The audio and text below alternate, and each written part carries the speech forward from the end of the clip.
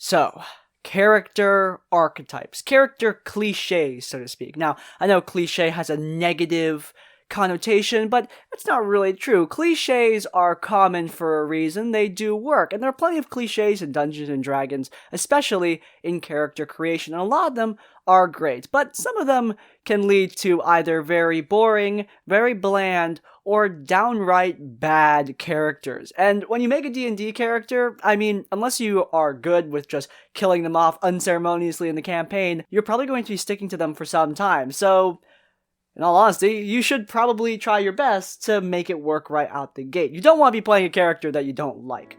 So today, we're going to be going over some of the most common character creation or character backstory cliches, how they're done wrong, and how they can be done better. Without further ado, let's get started. Alright, so here's one that has a major problem and a pretty easy fix to start out.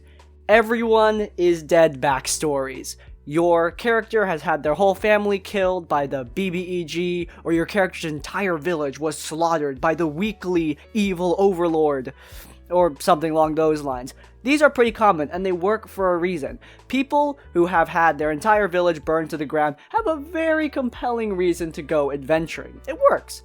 However, there is a major problem with everyone is dead backstories. A lot of players, for some reason that I cannot comprehend, spend inordinate amounts of time describing the dead characters in their backstories.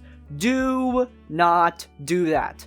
In a book like A Song of Ice and Fire, having the story of the character be spelled out before they die, I mean, that's important. Like, Ned Stark has a whole book for himself before he gets, decapitated.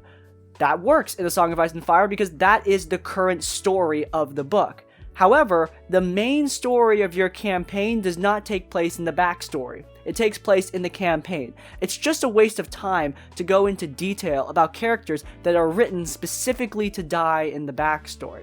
There's nothing worse as a DM than reading a backstory and going, oh wow, this player made a really interesting best friend character. I think I could use them as an NPC in the... oh, they're dead. Instead of spending that time writing out backstories unnecessarily, you could spend that time writing your own character's personality, or focusing on making your spells unique with flair. Anything that would be more contributive to the campaign at hand. It's not even a word. Anyway, the major thing that fixes this backstory cliche of everyone being dead is just to say, the bad guy came, everyone died. In more elegant terms, but that's it. Don't spend time writing out character backstories for people that are there specifically in your backstory to die. I've said this in the previous video, but backstories should be kept brief for the most part. You can make them long, but they should be able to be condensed into like a couple paragraphs or a page. That's the goal. Just condense it down. I do not need all of the details of characters that do not matter in the end. And it's even a little bit disappointing as a DM because, I mean, I'm always looking for NPCs to tie into the current campaign, and seeing that they're all dead, I mean, sometimes that can be kind of disappointing. Not to say everyone's dead backstories can't work. They can definitely work, but you gotta do them right. Cliche number 2, the Runaway Noble and the Runaway King. God, I love this one. Obviously, the best example that I've seen in a campaign is Percy. Percy DeRollo from Critical Role Campaign 1 is an amazing character, and he fits this archetype to a T. He is a runaway nobleman who had his family slaughtered by vampires. That's great stuff. He's got a bad guy, he's got a goal, he has an arc that the DM can hook into the campaign, he's got NPCs that can be involved in that story, such as his sister. It's perfect for a D&D campaign, and it worked wonders on Critical Role. So, what is the problem with this story? Well, the main problem you're going to face is rushing it. Percy waited a hell of a long time to get back to Whitestone. I mean, many episodes of Critical Role where it didn't come up, and then many sessions that happened in the home game before the show. Taliesin waited a hell of a long time, and that is important. Reclaiming a kingdom is a big deal. Having an entire kingdom at the behest of a member of your party is a massive asset, and having them have that at level 3, well, it might not work unless you're doing a political thriller campaign. But for most campaigns, it's just not going to work in terms of power progression. Having it happen at later levels will make it all the more meaningful. So often, I have seen players try to rush reclaiming what is theirs, because having something be lost does suck. And saying it's what your character would do does kind of fit here. They'd want their kingdom back. However, they wouldn't be dumb about it. Ideally, it shouldn't be something that you do in a normal Sunday session in an early part of your campaign. It should be a big deal. Maybe even the final battle of the whole thing, or at least a midway point. It shouldn't be easy, is my point. And so often I see players wanting it to be done early when it comes to this backstory archetype. Another missed opportunity that comes with the runaway prince, runaway nobleman, runaway king, what have you, well, they're high society, and a lot of players just play them like they're just some normal peasant. Now, of course, you could say that they're trying to blend in, or they're trying to be humble and kind to everyone around them, but I feel like that most of the time that's kind of boring. It's lame to have a character that's supposed to be different act like everybody else. This is a king who's lost everything. He shouldn't respond to a baron just like any other person. Did he know this baron? Has he heard tell of him in the past? Were they rivals? Were they friends? This should have bearing on the campaign at hand. It's a massive opportunity for roleplay and character development that so often goes unused. Use it. Your character is unique as a runaway baron. Think about what that means for your character. Do they regret their loss? How do they react when other noblemen come into the picture? Are they spoiled, or have they been humbled by their experience? This is a really unique character archetype, really unique character cliche. Treat it as such. Alright, next character archetype, character cliche, whatever you want to call it. The Machiavellian Schemer. We had a whole RPG horror story about this one, and I think that this is the most understandable of the hard archetypes, hard cliches to pull off. The Machiavellian Schemer needs to be smart, and it's hard to play a character who is smarter than you. You should not expect yourself to become Varys or Littlefinger right off the bat, because we're not Machiavellian geniuses, or at least most of us aren't. And even if you were, coming up with that stuff right off the top of your head during a D&D session, well, that's not easy. So, the main mistake that I see with this character archetype is not asking the DM for help.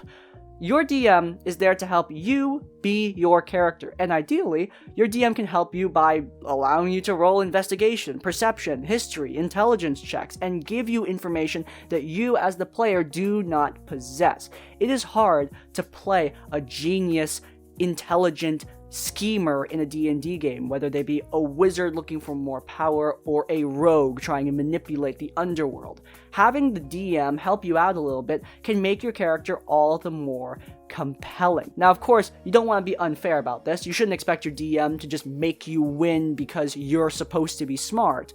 But asking your DM for help can't hurt. If your rogue needs to learn about the barony of the area or needs to learn about the rival criminals in the underworld, ask your DM if you can roll a history check. It'll make a lot of difference. Your DM might even send you whole profiles, and you can come up with your own schemes before sessions. That's another thing. Converse with your DM. Talk to them. While you're not playing the game, you can be coming up with ideas of what your character is planning. On top of that, come up with ideas with the rest of your party. A true genius wouldn't just work alone. Everyone needs a little bit of help sometimes, and maybe your party can give you some ideas. There's nothing worse, in my opinion, than a spotlight hog who thinks that they are helping the party by being a loner and abandoning everyone else their own schemes and plans. That sucks. Allow your party into your plans. Involve them, talk to them, plan alongside them. That is what a real genius would do. Get help when they're in over their head. Alright, this is one that I absolutely love. I've made so many NPCs that fit into this cliche. The naive kid. I love these. Now, they don't actually have to be a kid. I mostly just mean the naive part. They could be an adult. In my opinion, it has a great opportunity for NPCs as well as player characters. Now, the main issue that I've seen with this archetype, and one that I have fallen into myself, is making them too naive.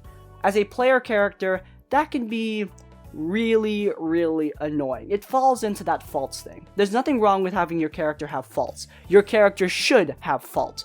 But those faults should not hinder the party to an excessive degree. And naivete is one of those ways that I often see that spring to light. Naivete can be fun. Maybe your naive character doesn't understand some kind of joke, or your naive character doesn't immediately understand what the party is implying when they're saying that they need to off the bad guy. But it shouldn't hinder your actions when you're trying to save your party's life or when you're in a life or death situation. Remember, this is also a game, and there's nothing lamer than having your character be killed because of someone else's bad call. That really, really sucks. If your naive character leads to too much hindrance, they can become annoying instead of cute. And that is definitely a problem. Make sure to embody this naive personality mostly in roleplay. That is my big advice. There can be consequences for your character, but don't make it so excessive that it hinders the rest of the party. Have your character also develop. No one stays naive forever. People learn. People can learn very quickly. In fact, I've seen it myself. So, having your character learn about the ways of the world over the course of the campaign, grow more mature, that can act as some of the easiest and most fun character development in a campaign. Alright, final character archetype, the Noble Warrior. This one is, again, super great, and it's been on my mind because I was rewatching those Saurfang cinematics in the most disappointing expansion of World of Warcraft. But those cinematics work because they have an epic noble warrior at the heart of them. Saurfang, in my opinion, he is the perfect example of this character archetype. He's great. He's right up there with Jon Snow or Aragorn. These all fit into an amazing character, and having your character be based on any of these numerous examples is great. However, again, there is a major mistake that I often see with the noble, honorable warrior, and that is having them be too noble or too honorable. This goes right back to the same problem with the naive kid character trope. Having a flaw overtake the campaign and be too much of a hindrance on the rest of the party. This one can actually lead to inter-party conflict, which is a fine line. Inter-party conflict is great. I've seen it work in my campaign, I've seen it work in campaigns that I'm watching on Twitch or on YouTube. It can be great, but it can also lead to problems very easily. You don't want inter-party conflict to become real-life group conflict. That is no fun. And I think that happens when your honorable character becomes too stubborn. No one likes playing with that guy with a stick up his ass. Even if it's what your character would do, if it's too annoying, it's going to become a problem. Now, a great example of a brief moment of inter-party conflict, we're going back to Critical Role because honestly, this is the only time that I've seen it done absolutely perfectly. It's a moment early on in the campaign where Caleb and Nott seem to be doing their own thing. Ford, the seeming leader of the group at the time, holds up a blade to Caleb's throat and asks him very straight, "Are you going your own way, or are you with the group?" The conflict is resolved very quickly when Caleb and Nott eventually decide to go with the rest of the party, join along, and truly become a team. Now, this moment was expertly done. Two things. Number one, it was tense. We didn't know what was going to happen. Two, it drives Liam and Sam, the players behind Caleb and Nott, into a decision. They're obviously going to choose to stay with the party. That's the whole reason their characters were made. But the moment was done so well that we didn't know, as an audience, we didn't know what was going to happen. Of course, when you think about it for more than 5 seconds, the decision was obvious. Of course, Caleb and Nott are going to stay with the party. But the moment convinced us it was otherwise because of the tension. That is brilliant. However, it could have gone super wrong if it happened at the incorrect time. This moment was tense, but it wasn't in the middle of combat. The moment was tense, but it didn't happen out of nowhere. There was an instigating incident that occurred that caused Ford to draw his blade. There was a reason that it happened. Your honorable paladin shouldn't be drawing a sword on the rogue out of nowhere in the middle of camp. That's no fun. Having their honor spring out into the party and cause them to lash out against other people isn't good at all. It should be done at the right time, and you need to be really careful about it. The mistake boils down to the whole "it's what my character would do" thing. Sure, your paladin is going to be honorable, but make sure that "it's what your character would do" builds the campaign up, not tearing the campaign down. Alright, and that is where we are going to end today's video. If you guys enjoyed this episode of Tabletop Tavern Tips, then please do leave a like. If you want to see more of my content, then please do subscribe to Crispy's Tavern. And finally, if you want to leave your own tips or thoughts, go down to the comments down below. If you can't think of a comment, leave the comment "it's what my character would do" to let me know you made it to the end of the video. In essence, like, comment, subscribe. I will see you all next time. Farewell.